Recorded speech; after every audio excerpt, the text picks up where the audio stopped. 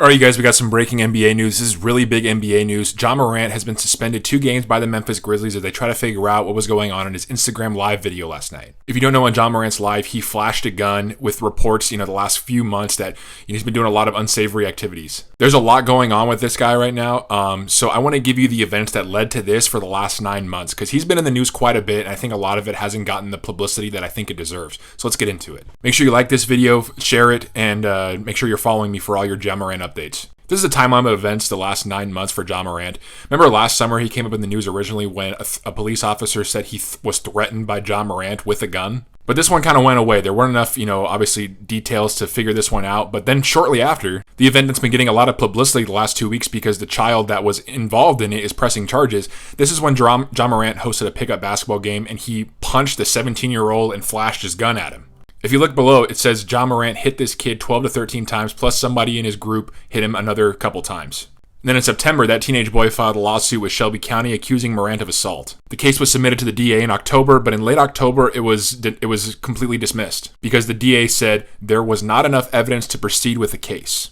So that's 2 counts of Ja Morant getting away with something that he probably shouldn't have gotten away with. Then in January, TMZ reported that teenager is filing another lawsuit with Morant. But it gets even worse, you guys. Do you remember that dust-up with the Indiana Pacers at the end of January, early February, when it was the Pacers and Grizzlies in a game, and at the very end of the game, the Pacers said that there were people of Morant's friend group that were aggressively confronting them? There was slow-moving SUV there were red lasers facing these Indiana Pacers players, with apparently Ja Morant in the car of these vehicles. It's confirmed here, Morant was in the vehicle, but it's unclear if the laser was attached to a gun. So he's literally rolling out here with his guys, aiming lasers, we don't know if there's a gun attached to it allegedly, at a different NBA team after a game.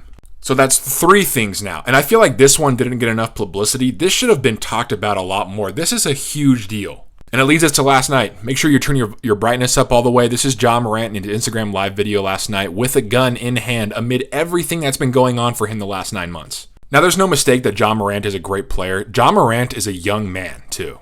Ja Morant needs to get some type of help. He has all the talent in the world. He has everything at his fingertips. He's going to lose it all if he continues down this path. We have no idea what the outcome of him being on his Instagram Live with the gun is going to be. My guess is it's not going to be good. The NBA is not going to just let that happen. Remember Gilbert Arenas? Remember Javaris Crittenton? Those are real things. If you show a gun in the locker room, that was back in David Stern's NBA, you're gone for a while. After all the arrogance the Memphis Grizzlies have shown this season, I just think this is the cherry on top for everything that's happened. I'm just hoping Ja can get some help. He needs some good people in his corner. He's still only 23, 24 years old. He can turn this around. But this is messy. What do you guys think? Let me know in the comments.